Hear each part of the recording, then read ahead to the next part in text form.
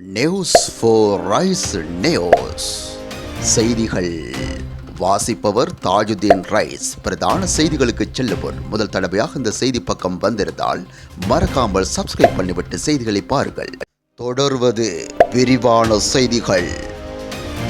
தேசிய மக்கள் சக்தியின் அரசாங்கத்தில் அமைச்சரவை முஸ்லிம் அமைச்சர் ஒருவர் இல்லாமை தொடர்பில் எழுந்துள்ள விமர்சனங்களுக்கு அமைச்சர் பிமல் ரத்நாயக்க விளக்கம் அளித்துள்ளார்.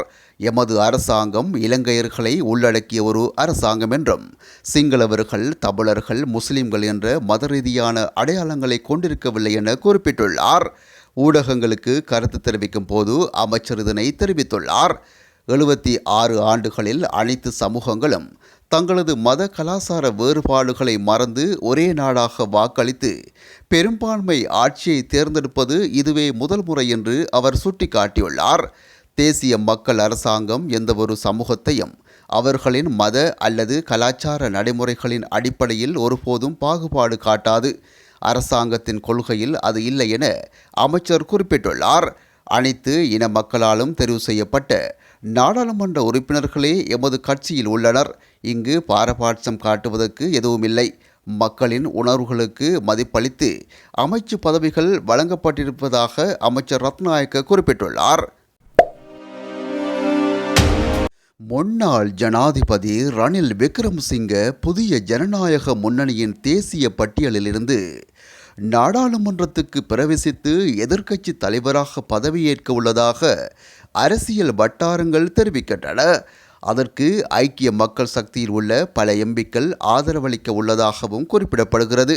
சஜித் பிரேமதாசவுடன் இணைந்து தேசிய மக்கள் சக்தி அரசாங்கத்துக்கு குறிப்பிடத்தக்க சித்தாந்த சவாலை முன்வைக்க முடியாது என அந்த எம்பிக்கள் குழுவின் பெரும்பாலான உறுப்பினர்கள் அபிப்பிராயப்பட்டுள்ளதாகவும் குறிப்பிடப்படுகிறது.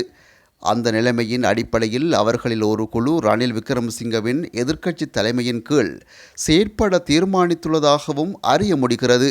புதிய ஜனநாயக முன்னணியின் தேசிய பட்டியலுக்கு நியமிக்கப்பட்ட எம்பி ஒருவர் பதவி விலகி அந்த வெற்றிடத்துக்காக நாடாளுமன்றத்துக்குள் நுழையும் வாய்ப்பு ரணில் விக்ரமசிங்கவுக்கு வழங்கப்பட உள்ளதாகவும் கூறப்படுகிறது.